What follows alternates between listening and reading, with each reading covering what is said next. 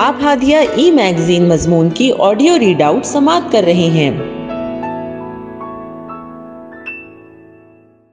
سامعین السلام علیکم ورحمۃ اللہ وبرکاتہ۔ میں ناظرہ نیرہ ہادیہ کے شمارے جولائی 2023 کے مضمون کی آڈیو پروگرام میں آپ کا استقبال کرتی ہوں۔ آئیے ہم اس کا آغاز ہادیہ کے زمرے النور سے کرتے ہیں، جس کا عنوان ہے درس حدیث، اور اس کی رائٹر خنسا سبحانی ہے۔ حدثنا عبداللہ ابن مسلمۃ عن مالک عن ہشام ابن عروۃ عن ابیہ ان عائشۃ رضی اللہ عنہا قالت كان يوم عاشوراء تصومه قريش في الجاهلية وكان رسول الله صلى الله عليه وسلم يصومه فلما قدم المدينة صامه وأمر بصيامه فلما فرض رمضان ترك يوم عاشوراء فمن شاء صامه ومن شاء تركه۔ عاشورہ کے دن زمانہ جاہلیت میں قریش روزہ رکھا کرتے تھے اور رسول اللہ صلی اللہ علیہ وسلم بھی رکھتے تھے۔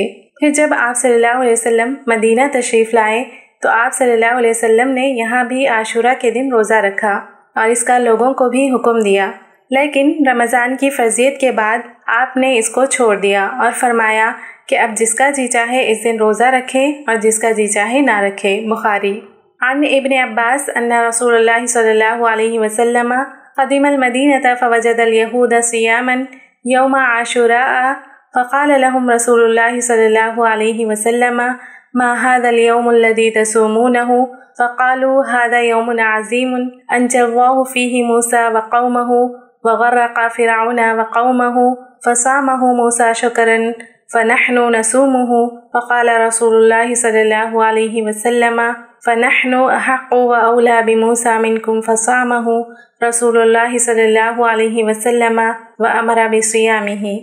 حضرت عبداللہ ابن عباس رضی اللہ تعالیٰ عنہ سے روایت ہے کہ رسول اللہ صلی اللہ علیہ وسلم مکے سے ہجرت فرما کر مدینہ تشریف لائے تو آپ نے یہود کو یوم عاشورہ یعنی 10 محرم کا روزہ رکھتے دیکھا۔ آپ نے ان سے پوچھا کیا یہ کوئی خاص دن ہے کہ تم لوگ اس دن روزہ رکھتے ہو؟ انہوں نے کہا کہ ہمارے لیے یہ بڑی عظمت والا دن ہے۔ اس دن اللہ تعالیٰ نے موسیٰ علیہ السلام اور ان کی قوم بنی اسرائیل کو نجات دی تھی اور فرعون اور اس کے لشکر کو غرق کیا تھا، تو موسیٰ علیہ السلام نے اللہ تعالیٰ کے اس انعام کے شکر میں اس دن کا روزہ رکھا تھا، اس لیے ہم بھی اس دن کا روزہ رکھتے ہیں۔ رسول اللہ صلی اللہ علیہ وسلم نے فرمایا کہ اللہ کے پیغمبر موسیٰ علیہ السلام سے ہمارا تعلق تم سے زیادہ ہے اور ہم اس کے زیادہ حقدار ہیں۔ پھر رسول اللہ صلی اللہ علیہ وسلم نے خود بھی عاشورہ کا روزہ رکھا اور امت کو بھی اس دن کے روزے کا حکم دیا۔ بخاری و مسلم۔ عن ابن عباس قال ما رأيت نبي صلى الله عليه وسلم يتحرى صيام يوم فضله على غيره إلا هذا اليوم يوم عاشوراء وهذا الشهر يعني شهر رمضان۔ حضرت عبداللہ ابن عباس رضی اللہ تعالیٰ عنہ سے روایت ہے کہ میں نے نہیں دیکھا کہ آپ کسی فضیلت والے دن کے روزے کا بہت اہتمام اور فکر کرتے ہوں سوائے اس دن یوم عاشورہ کے اور اس ماہ مبارک رمضان کے۔ صحیح بخاری و صحیح مسلم۔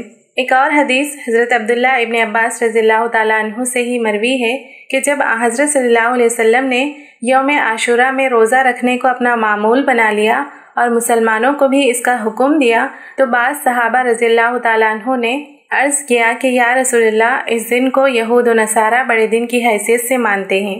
آپ صلی اللہ علیہ وسلم نے ارشاد فرمایا کہ انشاءاللہ جب اگلا سال آئے گا تو ہم 9 محرم کو روزہ رکھیں گے۔ عبداللہ ابن عباس رضی اللہ تعالیٰ عنہ فرماتے ہیں لیکن اگلے سال کا ماہ محرم آنے سے پہلے ہی رسول اللہ صلی اللہ علیہ وسلم کی وفات ہو گئی۔ صحیح مسلم۔ یوم عاشورہ زمانہ جاہلیت میں قریش مکہ کے نزدیک بھی بڑا محترم دن تھا۔ اسی دن خانہ کعبہ پر نیا غلاف ڈالا جاتا تھا اور قریش اس دن روزہ رکھتے تھے۔ احادیث کے مطالعے سے پتہ چلتا ہے کہ شروع میں عاشورہ کا روزہ واجب تھا، بعد میں جب رمضان مبارک کے روزے فرض ہوئے تو عاشورہ کے روزے کی فرضیت منسوخ ہو گئی اور اس کی حیثیت ایک نفلی روزے کی ہو گئی۔ یوم عاشورہ کا روزہ نفلی روزوں میں اس لحاظ سے سب سے زیادہ اہم ہے کہ رمضان المبارک کے روزوں کی فرضیت سے پہلے وہی فرض تھا۔ جب رمضان کے روزے فرض کیے گئے تو اس کی فرضیت منسوخ ہو گئی اور وہ نفلی روزہ قرار پایا، جس کا جی چاہے رکھے اور جس کا جی چاہے سے چھوڑ دے۔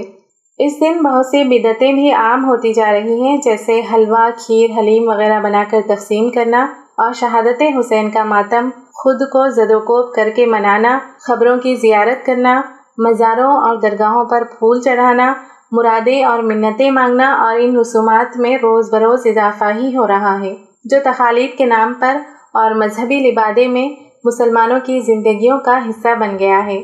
مسلمانوں پر مطالعہ کرنے والا ان رسوم کو اسلام کا لازمی جز سمجھتا ہے، اور یوں وہ اسلام کو دوسرے مذاہب سے مشابہ قرار دیتا ہے جہاں رسم و رواج کی بھرمار ہوتی ہے۔ عاشورہ کے روزے کا حق صرف اس صورت میں ادا ہوگا کہ اسے ہم پیارے نبی صلی اللہ علیہ وسلم کا عمل سمجھ کر قربت اللہ کا ذریعہ بنائیں اور اپنی اصلاح کر سکیں۔ اللہ تعالیٰ ہم کو شرک و بدعت سے بچنے کی توفیق عطا فرمائے، آمین۔